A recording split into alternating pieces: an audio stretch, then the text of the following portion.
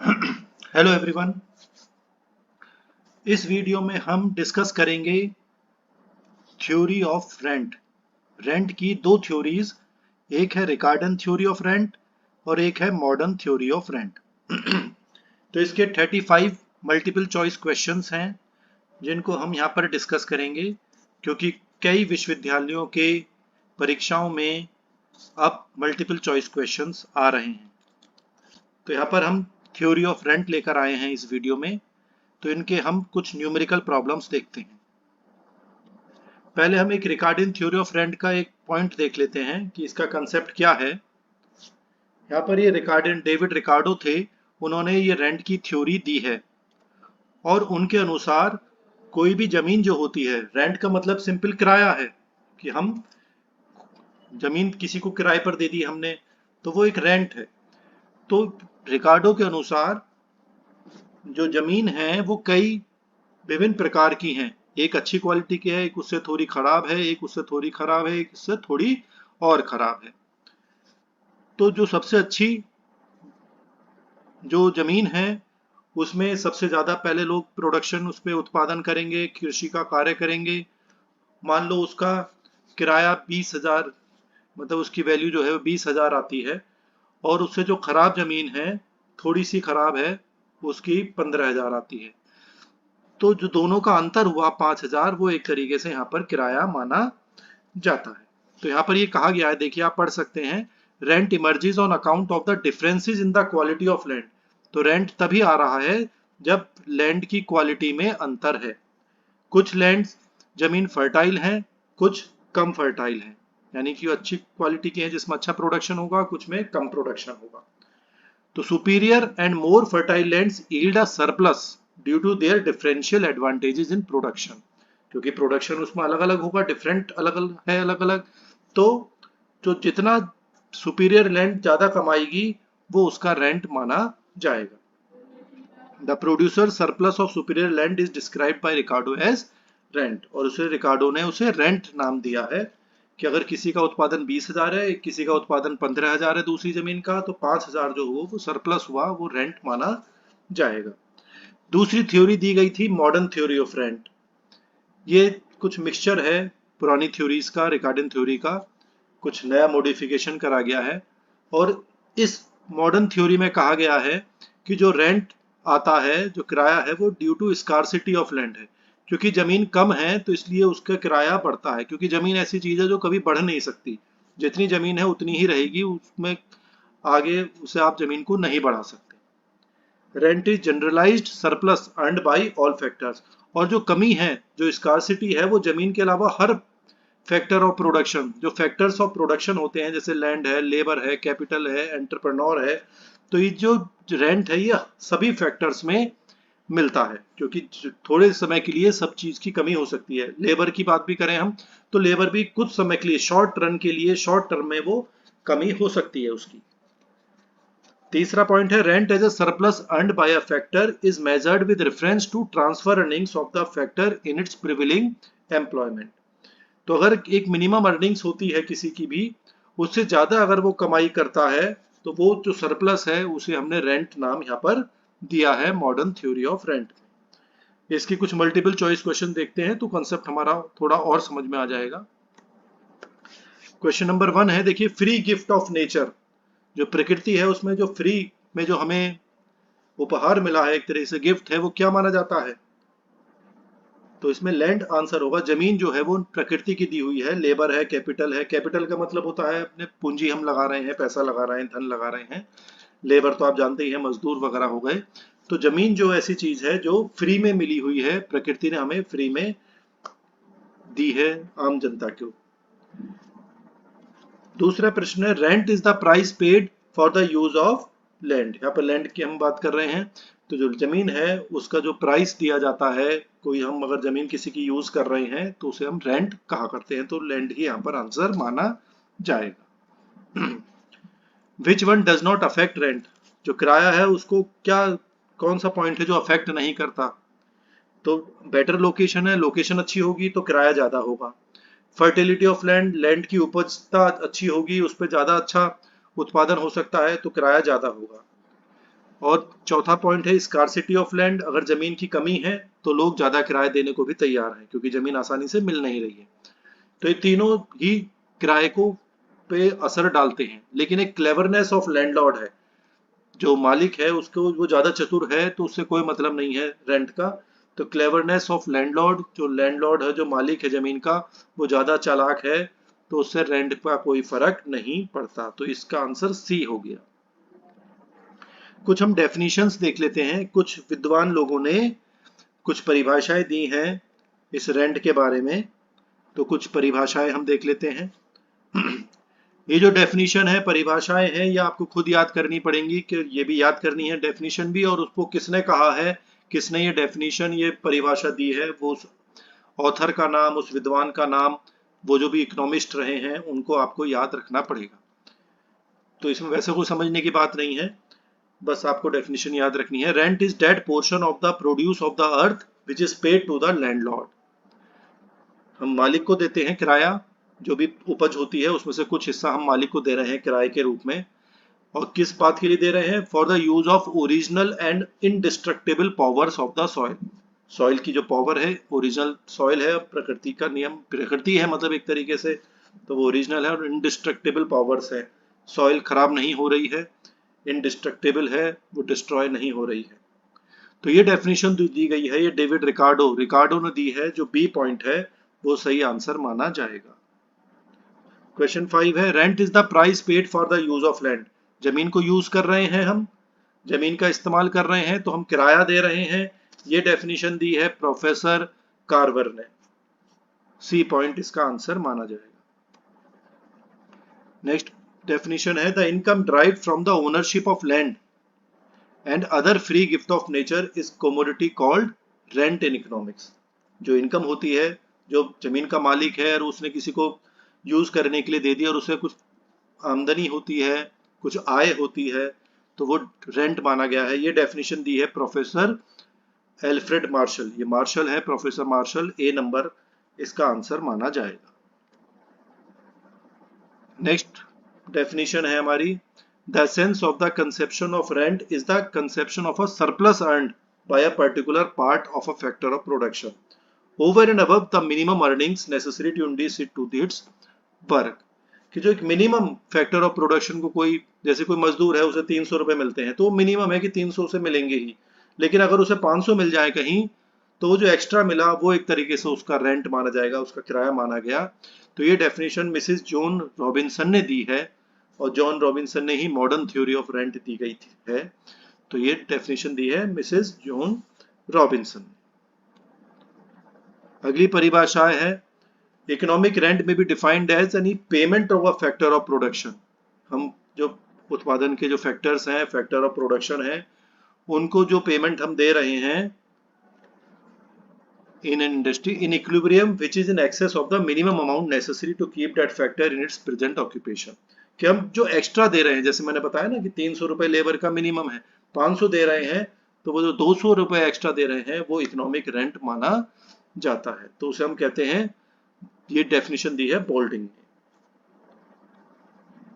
आगे देखते हैं क्वेश्चन नंबर 9, कौन सा रेंट नहीं है इसमें? देखिए, which one is not a rent.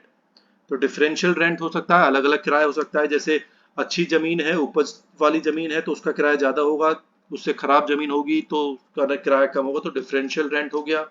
Scarcity rent भी होता है, यानी कि कोई चीज कमी है, आपके जमीन की कमी है तो किराया बढ़ जाता है, तो वो स्कार्सिटी रेंट हो गया। एक डी पॉइंट है लोकेशन रेंट। लोकेशन के हिसाब से, अच्छी लोकेशन पर कोई चीज होती है तो उसका किराया ज्यादा हो सकता है। लेकिन मोबिलिटी रेंट कोई कंसेप्ट नहीं है ऐसा, तो ये मोबिलिटी रेंट इसका आंसर हो गया। कि तीनों तो रेंट है, कौन सा रेंट नहीं है? Mobility rent. Modern theory of rent के अनुसार रेंट कब होता है? Rent accrues to land, capital, labour, सबको होता है। तो ये एनी फैक्टर ऑफ प्रोडक्शन में हो सकता है, चाहे लैंड हो, चाहे कैपिटल हो, चाहे लेबर हो। मॉडर्न थ्योरी ऑफ रेंट के अनुसार रेंट सबको मिल सकता है। The rent paid by the farmer, जो फार्मर जो किराया देता है, वो enters into the price of his product. जब वो अपना सामान बेचता है तो किराया भी लागत में ही आता है उसका। जो उपज जो उसने पैदा करी है, तो जितना खर्चा होता है उसमें प्रॉफिट जोड़कर वो बेचता है किसान। तो जो रेंट पे कर रहा है, जो किराया दे रहा है, वो उसकी लागत है, और वो जो प्रोडक्ट उसने बनाया है, जो भी खेती करी है, वो उस प्राइस में उसको जोड़ा जाता है। अगला प्रश्न, Ricardo theory of rent is based on deductive reasoning. ये डिडक्टिव रीजनिंग के अंदर मानी जाती है। Next question 13, as a country's population increases, अगर जनसंख्या बढ़ती है देश की, तो हम क्या एक्सपेक्ट करते हैं? तो जमीन का लैंड जो किराया है, डिफरेंशियल किराया है, और location rent will increase. D point हो गया। जाहिर सी बात है, जब पॉपुलेशन बढ़ेगी और जमीन सीमित है, वो तो बढ़ नहीं सकती, तो क्या होगा? तो किराया अपने आप बढ़ जाएगा। लोग ज्यादा किराया देने को तैयार हैं, क्योंकि जमीन उन्हें आसानी से नहीं मिल रही है खेती करने के लिए या किसी और काम के लिए। तो जो भी जमीन है, किराया है, ये सब बढ़ जाएगा। तो ये डी आंसर इसका हो गया। द कंसेप्ट ऑफ रेंट, ये जो रेंट का जो कंसेप्ट है, सबसे पहले दिया था डेविड रिकार्डो ने। तो बी आंसर हो गया इसका, डेविड रिकार्डो ने, जो रिकार्डियन थ्योरी ऑफ रेंट उन्होंने दी। तो डेविड रिकार्डो ने ये थ्योरी बताई है। इसको आप डिटेल में अपनी बुक्स में पढ़ सकते हैं। तो ये कंसेप्ट रेंट का उन्होंने ही दिया है, डेविड रिकार्डो ने। नेक्स्ट जो डैश लगा हुआ है, income derived from machines and other appliances for production by man. तो ये क्वासी रेंट होता है। क्वासी रेंट भी एक अलग चीज होती है कि अगर हम कोई चीज यूज कर रहे हैं, हमने मशीन यूज करी, हमें 500 रुपए का किराया है, कहीं दूसरी जगह अगर वो जाता तो वहां पे 300 ही मिलते, तो 200 रुपए। तो अगर वो कुछ नहीं कर रही है, ऐसा कह सकते हैं हम कि मशीन है, उसको यूज करते हैं तो 500 रुपए का किराया मिल सकता है, लेकिन अब उसको कहीं भी यूज हम नहीं कर रहे हैं, कहीं दूसरी जगह यूज करें तो 500 तो मिनिमम मिलेंगे ही। तो उसे हम क्वासी रेंट कहा करते हैं। नेक्स्ट क्वासी रेंट क्या हो गया? सरप्लस इनकम हो जाती है। तो ये शॉर्ट पीरियड में होती है, और ये ज्यादातर मैन मेड मशीनरी है, इक्विपमेंट्स में होता है क्वासी रेंट। और ये क्यों कब होता है? क्योंकि ये मैन मेड कैपिटल गुड्स हैं, ये इनइलास्टिक होता है, ये एकदम चेंज नहीं हो सकता शॉर्ट पीरियड में। तो ये कुछ समय के लिए एकदम आप इसे चेंज नहीं कर सकते। तो ये टेम्पररी जो क्वासी रेंट जो है, इसका कंसेप्ट समझ लें आप। ये क्या कहलाया जाता है? ये सारी अर्निंग्स अगर आपकी है due to the temporary scarcity, कमी हो गई है, तो वो एक तरीके से क्वासी रेंट माना जाता है। कमी की वजह से आपको कोई किराया एक्स्ट्रा मिल रहा है, वो एक तरीके से क्वासी रेंट माना जाता है।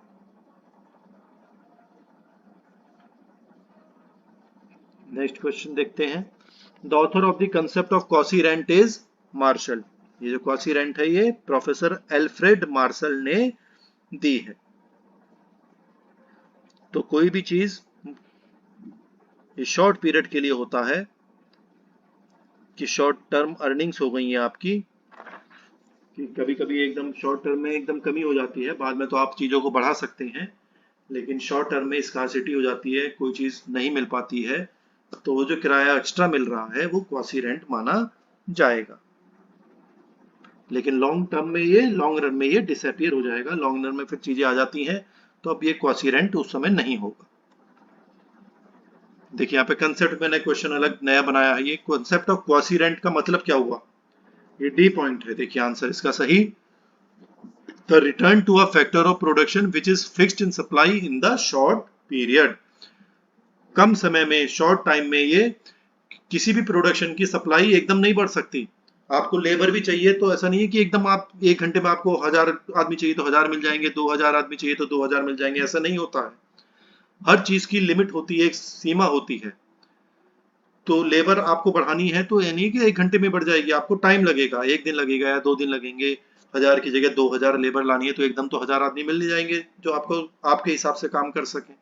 ऐसी कैपिटल होती है, पूंजी होती है।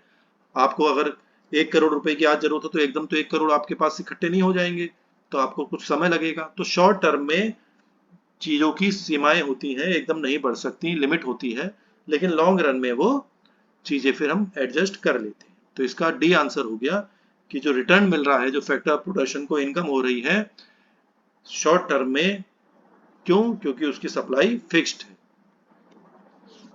नेक्स्ट पॉइंट देख लेते हैं, विच वन इज करेक्ट, इसमें कौन सा करेक्ट है क्वासी रेंट से संबंधित। तो जैसे मैंने ये बताया आपको, ये सरप्लस इनकम होती है, एक्स्ट्रा इनकम है, डिफरेंशियल इनकम है, शॉर्ट टर्म में ही होती है। इट डिसअपियर्स लॉन्ग रन में, ये लॉन्ग पीरियड में ही गायब हो जाएगी। तो इसलिए तीनों ही आंसर इसके सही हैं। आगे देखते हैं, मॉडर्न थ्योरी ऑफ रेंट जो है वो किससे एसोसिएटेड है। मॉडर्न थ्योरी ऑफ रेंट में जो योगदान दिया है वो प्रोफेसर मार्शल ने दिया है, मिसिस जॉन रॉबिन्सन ने दिया है, बोल्डिंग ने दिया है। तो ये तीनों ने ही दिया है, इसलिए चौथा आंसर हो गया इसका ऑल ऑफ द अबव, उपरोक्त सभी आंसर इसका माना जाएगा, डी आंसर। ट्रांसफर अर्निंग की हम बात करते हैं आगे। Transfer earning is the price which a factor of production can earn for its next best alternative use. Alternative use होता है कि ट्रांसफर अर्निंग क्या हुआ कि अगर कहीं दूसरी जगह काम कर रहा होता, कोई भी चीज है दूसरी जगह उपयोग हो रही होती कोई चीज, तो उसको कितने रुपए मिलते, वो और ट्रांसफर अर्निंग या अपॉर्चुनिटी कॉस्ट भी हम इसको कह देते हैं, कि अगर सेकंड बेस्ट ऑल्टरनेटिव इसका क्या हो सकता था। तो कोई अगर व्यक्ति कहीं 50,000 रुपए कमा रहा है, लेकिन अगर दूसरी जगह होता तो वो 60 कमा लेता या 40 कमाता, तो जितने भी कमाता दूसरी जगह पर वो ट्रांसफर अर्निंग या अपॉर्चुनिटी कॉस्ट कही जाती है। तो बेस्ट ऑल्टरनेटिव यूज और क्या हो सकता था कि अगर 50,000 कमा रहा है, दूसरी जगह कमाता तो 40,000 कमाता, लेकिन अब वो 50 कमा रहा है, तो जो 40,000 है वो ट्रांसफर अर्निंग कही जाती है। विच ऑप्शन इज रॉन्ग, इसमें बताइए कौन सा गलत है। 4 पॉइंट है। Rent enters into the price, जाहिर सी बात है रेंट जो है वो प्राइस, प्रोडक्ट के प्राइस में जोड़ दी जाती है। Land has no social cost so it has no price, ऐसा नहीं है, जमीन की अपनी प्राइस होती है, लेकिन यहाँ पे लिखा है नो प्राइस, तो इसलिए ये ऑप्शन गलत माना जाएगा। बाकी सारे ऑप्शंस सही हैं। तीसरा ऑप्शन क्वासी रेंट जो है वो शॉर्ट टर्म में है, मैंने बताया आपको। मॉडर्न कंसेप्ट ऑफ रेंट किससे संबंधित है, scarcity of rent. Scarcity of factor कह सकते हैं आप, स्कार्सिटी है, कमी है, तो इसलिए ये मॉडर्न कंसेप्ट ऑफ रेंट में कहा गया है। तो स्कार्सिटी ऑफ लैंड कह सकते हैं इसको, डी पॉइंट में गलत लिख गया है रेंट, तो इसको आप लैंड जमीन लिख सकते हैं, स्कार्सिटी ऑफ लैंड यानी जमीन की कमी है। तो इसमें बी ऑप्शन गलत है, तो इसलिए ये बी आंसर हो गया। विच ऑप्शन इज रॉन्ग, इसमें बताइए कौन सा गलत है। 4 ऑप्शन दे रखे हैं। पहला है rent is a surplus earning, ये भी बिल्कुल सही है। Any factor of production can earn economic rent, rent कोई भी फैक्टर ऑफ प्रोडक्शन कमा सकता है। फैक्टर ऑफ प्रोडक्शन का मतलब सिंपल होता है कि जो उत्पादन में चीजें यूज हो रही हैं, जैसे जमीन है, लेबर है, मशीन्स वगैरह हो गई, पूंजी हो गई, या जो एंटरप्रेन्योर है, जो बिजनेसमैन है, ये सब फैक्टर ऑफ प्रोडक्शन कहलाए जाते हैं। तो सबको कुछ ना कुछ रेंट यानी कि इनकम होती है। According to Ricardo rent will not emerge when all lands are equal fertile. Ricardo कहते थे कि रेंट तभी मिलेगा जब एक अच्छी जमीन है, एक थोड़ी खराब है, एक उससे थोड़ी खराब है, तभी रेंट बनता है। लेकिन अगर सारी जमीनें एक जैसी ही हैं तो कोई रेंट नहीं माना जाएगा। लेकिन चौथा ऑप्शन जो है ये गलत है। The Ricardian concept of rent is scarcity rent, यानी कि स्कार्सिटी रेंट मतलब स्कार्सिटी लैंड ही है वो, तो वो ये ऑप्शन गलत है। स्कार्सिटी रेंट ही है, मतलब लिखा स्कार्सिटी रेंट जाएगा, लेकिन स्कार्सिटी किस चीज की है, जो भी फैक्टर ऑफ प्रोडक्शन है उसकी कमी है।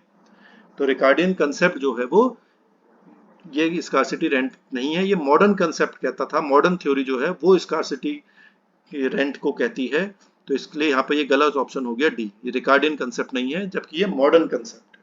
मॉडर्न थ्योरी ने कहा था कि स्कार्सिटी रेंट होता है कि किसी चीज की कमी की वजह से हमें जो किराया मिलता है। 23, तो इसलिए पिछली बार में भी ये स्कार्सिटी ऑफ रेंट ही माना जाएगा, 21 में भी क्वेश्चन में लैंड की जरूरत नहीं है, स्कार्सिटी ऑफ रेंट है, स्कार्सिटी रेंट ही माना जाएगा। Next question, economic rent of a factor of production is the surplus over it's transfer earnings. ये भी हमने पहले भी बात करी थी ट्रांसफर अर्निंग्स की। तो इकोनॉमिक रेंट जो है वो सरप्लस है, एक्स्ट्रा कितना हमें मिल रहा है ट्रांसफर अर्निंग्स का, जो मैंने बताया था अपॉर्चुनिटी कॉस्ट है, कि अगर हम कहीं आज हम 50,000 कमा रहे हैं, दूसरी जगह इससे कम वाला हमें नौकरी करे तो 40 मिलते, तो 10,000 जो है वो एक्स्ट्रा है, वो ट्रांसफर अर्निंग्स कही जाती हैं। अगला प्रश्न, the return to a factor of production which is fixed in supply in the short period, ये हमने पहले भी बात करी थी कि फैक्टर ऑफ प्रोडक्शन को रिटर्न मिल रहा है, रिटर्न मतलब उसे इनकम हो रही है क्योंकि उसकी सप्लाई फिक्स्ड है शॉर्ट पीरियड में, तो इसलिए उसको क्या कहते हैं हम, क्वासी रेंट कहा करते हैं। तो सी आंसर इसका हो गया।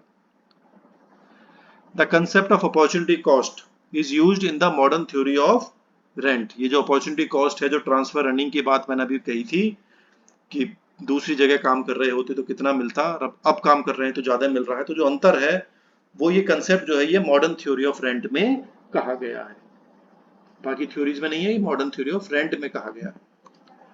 मैच द फॉलोइंग देख लेते हैं, मैच करते हैं। देखिए पहला है क्वासी रेंट, इसका क्वासी रेंट का आंसर इधर की तरफ सी है, all earnings caused by temporary scarcity, जो टेम्पररी अभी कमी हो गई है उसके वजह से जो किराया मिल रहा है वो क्वासी रेंट कही जाता है। इकोनॉमिक रेंट है वो बी का बी ही आंसर है सामने, surplus earnings over transfer earnings, जैसे अपॉर्चुनिटी कॉस्ट जो मैंने बताई कि हम दूसरी जगह काम कर रहे थे तो कितने कम मिल रहे होते, तो वो जो अंतर है वो इकोनॉमिक रेंट माना जाता है। और स्कार्सिटी रेंट तो सिंपल है कि रेंट हमें मिल रहा है जमीन की कमी की वजह से, जमीन सीमित है, डिमांड ज्यादा है, जमीन ज्यादा लोग लेना चाहते हैं तो लोग ज्यादा किराया देने को तैयार हैं, तो जो ज्यादा दे रहे हैं उसे हम स्कार्सिटी रेंट कहा करते हैं। अगला प्रश्न देखिए, इसमें भी मैच द फॉलोइंग है, मैच करना है। रेंट जो है वो क्या क्यों मिल रहा है, स्कार्सिटी ऑफ लैंड की वजह से, यानी कि ए का आंसर इस साथ में हो गया डी इधर। दूसरा है लैंड, लैंड जो है वो इनइलास्टिक सप्लाई मानी जाती है, सप्लाई नहीं बढ़ सकती जमीन की, जमीन जितनी है उतनी ही रहेगी, वो ज्यादा नहीं हो सकती।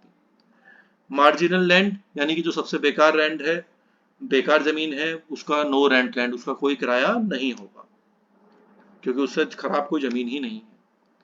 D differential theory of rent जो है वो रिकार्डो ने दी है, डिफरेंशियल मतलब अंतर जो है कि एक अच्छी जमीन है उसका ज्यादा किराया होगा, उससे कम वाली का थोड़ा बेकार जमीन है तो उसका किराया कम होगा, उससे और ज्यादा खराब जमीन है जिसमें अच्छी क्वालिटी की मिट्टी नहीं है, तो वो डिफरेंशियल थ्योरी ऑफ रेंट में बताई गई है। और जो मॉडर्न थ्योरी ऑफ रेंट है ई पॉइंट, ये मिसेस जॉन रॉबिन्सन ने दी है, तो ये मॉडर्न थ्योरी ऑफ रेंट का मैच करेंगे, मिसेस जॉन रॉबिन्सन।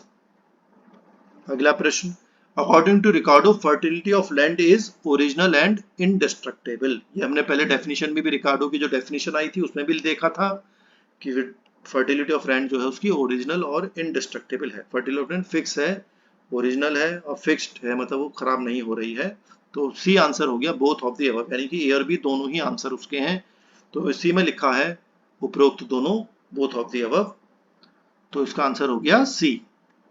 अगला प्रश्न, rent is the result of factors specificity and non specificity, कोई विशिष्टता है कोई या विशिष्टता नहीं है उसकी वजह से रेंट मिलता है, अगर सभी विशिष्ट हो जाएंगे या सभी पे नॉन स्पेसिफिसिटी हो जाएंगे तो किराया नहीं मिलेगा, कुछ अच्छे होंगे कुछ खराब होंगे, कुछ विशिष्ट होंगे कोई विशिष्ट नहीं होंगे, तभी किराया बनता है, तो इसलिए इसका आंसर हो गया C both of the above, यानी कि उपरोक्त दोनों। Question number 30, the modern concept of rent is scarcity rent, जो मैंने बताया कि मॉडर्न थ्योरी कहती है कि जो जमीन कम है इसलिए उसका किराया मिल रहा है, तो स्कार्सिटी रेंट माना जाता है। अगला प्रश्न, Ricardo's theory of rent was formulated on the basis of law of diminishing returns, ये रिकार्डन थ्योरी ऑफ रेंट जो थी वो लॉ ऑफ डिमिनिशिंग रिटर्न के बेस पर बनाया गया है।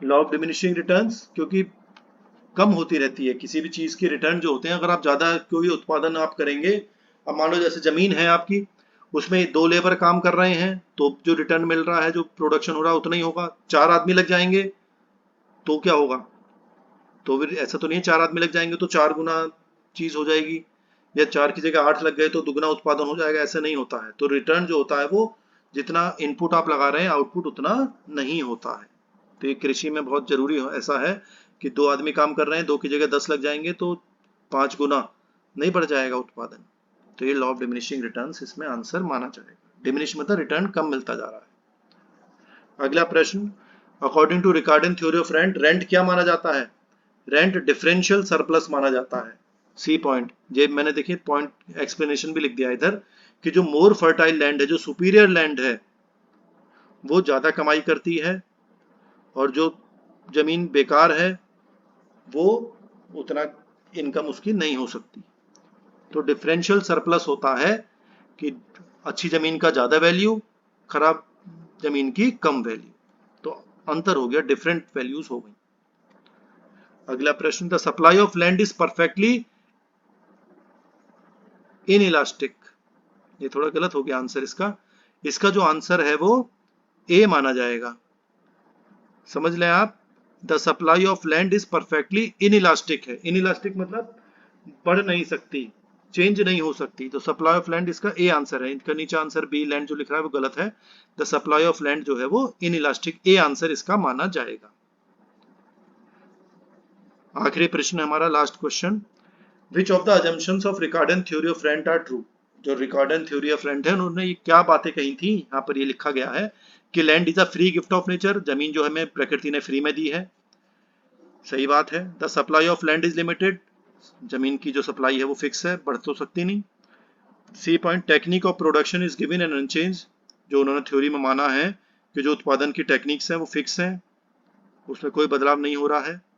और D, land is cultivated in historical sequences, यानी कि जैसे मैंने बताया कि जो अच्छी जमीन है उस पर पहले उत्पादन होगा, उसको पहले यूज करा जाएगा, फिर उससे जो खराब वाली जमीन है किसान फिर बाद में उस पर जाएगा, फिर उससे खराब जमीन है तो फिर बाद में उस पर जाएगा। तो सीक्वेंस में उसका यूज हो रहा है। तो इसलिए चारों ही ऑप्शन सही हैं। तो 5वें पॉइंट में लिखा है ऑल ऑफ द अबव, उपरोक्त सभी। तो ये चारों ऑप्शन सही हैं, तो इसलिए आंसर हो गया ई, ऑल ऑफ द अबव। तो मैं समझता हूं कि थ्योरी ऑफ रेंट कुछ समझ में आया होगा। बाकी आप अपनी बुक्स में से डिटेल पढ़ सकते हैं, लेकिन ऑब्जेक्टिव क्वेश्चंस आते हैं एग्जाम में तो आप इस तरह से क्वेश्चंस कर सकते हैं। बाकी आप अपनी बुक्स में पढ़कर थोड़ी और नॉलेज गेन कर सकते हैं। फिर भी कोई समस्या हो आप कमेंट बॉक्स में लिख दीजिएगा। Thank you.